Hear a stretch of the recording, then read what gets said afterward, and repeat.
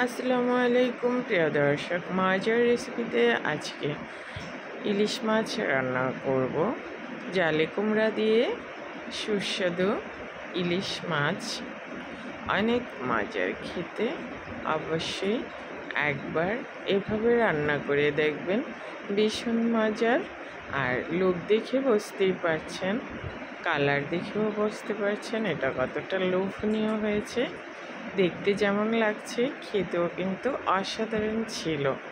এই মাছ রান্নাটা গরম গরম ভাতের সাথে অনেক মজার, এমনকি রুটি দিয়েও খেতে পারবেন। চাইলে সেম রেসিপি ফলো করে একবার রান্না করে দেখেন, সবাই খেয়ে খুবই পছন্দ করবে। আপনি নিজেও রান্না করে খেয়ে মুগ্ধ হবে। অমৃত স্বাদে এই ইলিশ মাছ রান্নাটা করেছি আজকে। এখন মূল রেসিপিতে চলে যাব, আর সে পর্যন্ত সবাই আমার সাথেই থাকবেন আশা করছি।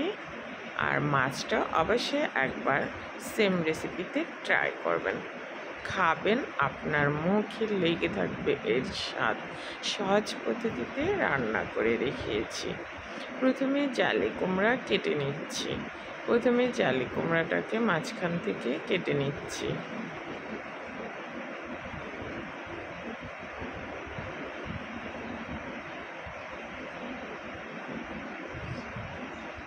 জালি কুমড়া ছিলে পিচ পিচ করে জালি কুমড়াগুলোকে কেটে নেব এখন।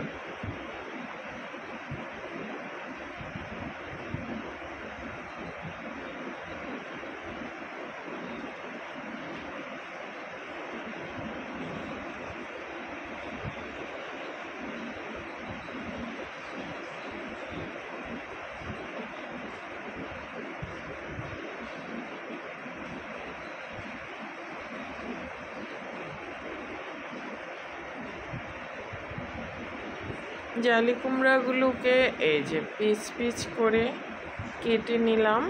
দেখেন, একটু লম্বা লম্বা করে, একটু ভারী করে কেটে নিয়েছে। এখন রান্না করব। প্রথমে প্যানে দিলাম সরিষার তেল।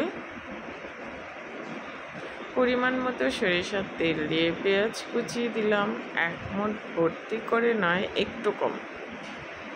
পেঁয়াজ প্রথমে আমি তেল দিয়ে সফট করে ভেজে নিচ্ছি।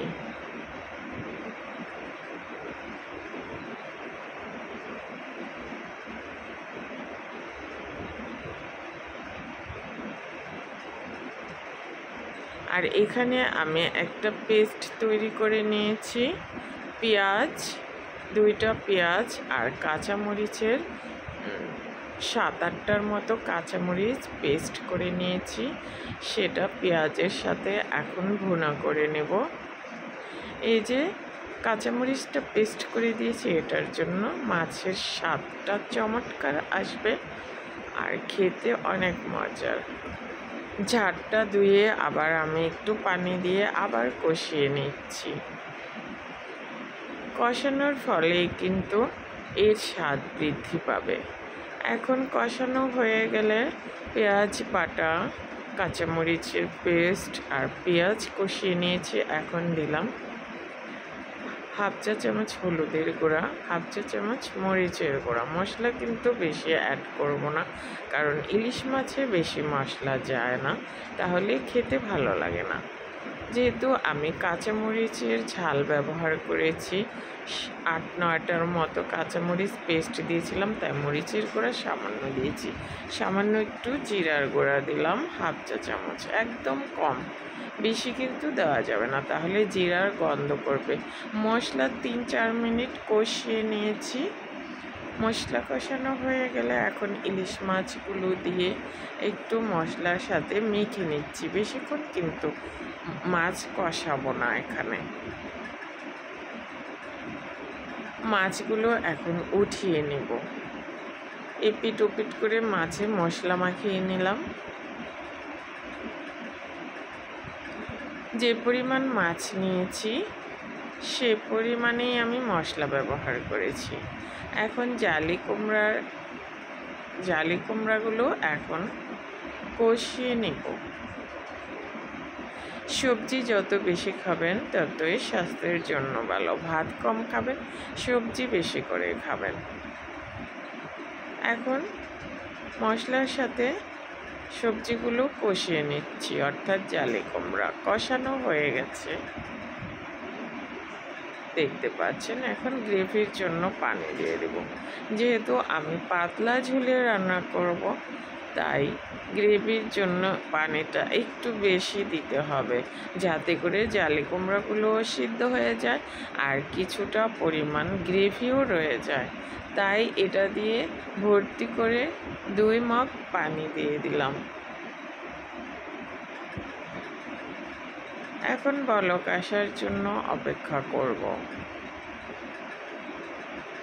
এখন সবজিগুলোকে আমি 7-8 মিনিট রান্না করব।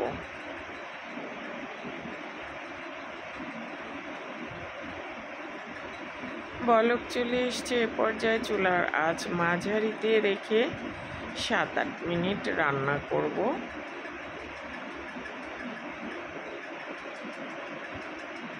সবজিগুলো 7-8 মিনিট রান্না করেছি। এ পর্যায়ে এখন মাছগুলো দিয়ে দিব। সবজিগুলোকে অলমোস্ট সিদ্ধ করে নিয়েছি, যাতে ইলিশ মাছ আর বেশি রান্না করতে না হয়, কারণ সবজিটা আমার মোটামুটি সিদ্ধ হয়ে করে নিয়েছি। এখন আমি এই যে 7-8 মিনিট রান্না করব মাছ দিয়ে। এখন আবার 2টা কাঁচামরিচ ফালি করে ফ্লেভারের জন্য দিয়ে দিলাম। জালও বেরিয়ে আসবে, ফ্লেভারও অ্যাড হবে। এখন এই যে মাছ রান্নাটা হয়ে গেছে, দেখতে পাচ্ছেন। এই গ্রেভি এতটুকু রেখে দেব। গরম গরম ভাতের সাথে পরিবেশন করবেন, দেখবেন সবাই খেয়ে খুবই পছন্দ করবে। অনেক মজা, দেখে বুঝতে পারছেন। এটা দিয়ে ভাত খাবেন আর কিছুই নিতে মন চাইবে না। অনেক সুস্বাদু, অনেক মজার ছিল ঝোলটা মাছের, আর মাছটাও সবাই খেয়ে খুবই পছন্দ করেছে। এখন ঠান্ডা হওয়ার পর আমি আপনাদেরকে একটু দেখিয়ে দিচ্ছি রান্না শেষে। দেখতেই পাচ্ছেন কতটা লোভনীয় লাগছে। রেসিপি ভালো লাগলে ফলো, সাবস্ক্রাইব করে নিয়মিত পাশে থাকবেন। আশা করছি এতক্ষণ ভিডিওটি দেখার জন্য সবাইকে ধন্যবাদ জানিয়ে বিদায় নিচ্ছি। আর মাছটা অবশ্যই সেম রেসিপিতে একবার রান্না করে খাবেন। সহজ পদ্ধতিতে করে দেখিয়েছি। সহজ রান্না কিন্তু অনেক মজার ছিল। আল্লাহ হাফিজ।